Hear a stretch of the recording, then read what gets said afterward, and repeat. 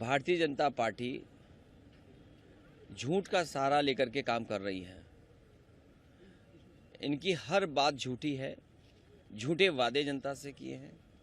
इससे ज़्यादा खतरनाक काम लोकतंत्र में और क्या हो सकता है। जिन्होंने कहा किसान की आय दोगुनी होगी, हज़ारों किसान आत्महत्या कर लिया एमएसपी के लिए।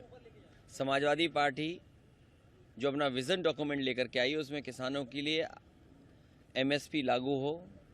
स्वामीनाथन कमीशन ने जो सुझाव दिए थे उसके तहत किसानों को एमएसपी मिलना चाहिए।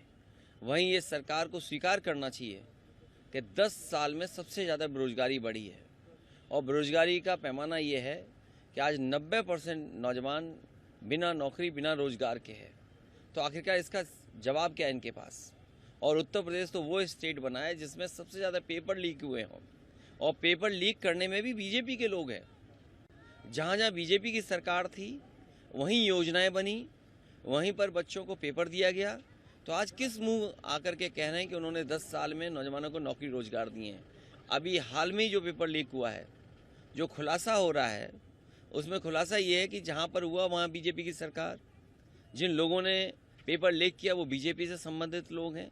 ये सरकार की नियति नहीं रही है नौकरी देने की, क्योंकि नौकरी देंगे तो आरक्षण मिलेगा और आरक्षण ये देना नहीं चाहते, इसलिए जानबूझ करके नौजवानों का भविष्य अंधकार में डाल रहे हैं। समाजवादी पार्टी का मानना है कि अगर देश की रक्षा तभी संभव है जब पक्की नौकरी मिले। आधी अधूरी नौकरी अग्निवीर कभी स्वीकार नहीं कर सकते हैं। समाजवादी लोग जब भी सरकार में शामिल होंगे अग्निवीर जैसी व्यवस्था को समाप्त करेंगे। और ये अग्निवीर आज फौज में लागू हुई है, कल हो सकता है कि उत्तर प्रदेश की पुलिस में लागू हो जाए। वहाँ 4 साल के बाद बाहर कर रहे हैं, उत्तर प्रदेश में हो सकता है पुलिस पीएससी में 3 साल के बाद बाहर कर दें। तो ये वो सरकार है जो नौकरी नहीं देती है और अगर नौकरी मिल गई तो नौकरी आपकी छीनते हैं। सर, भाजपा 80 की 80 सीटें जीतने का दावा कर रही है। दावा तो वो ये कह रहे हैं कि आय दोगुनी हो गई किसानों की। क्या दावा उनका पूरा हुआ?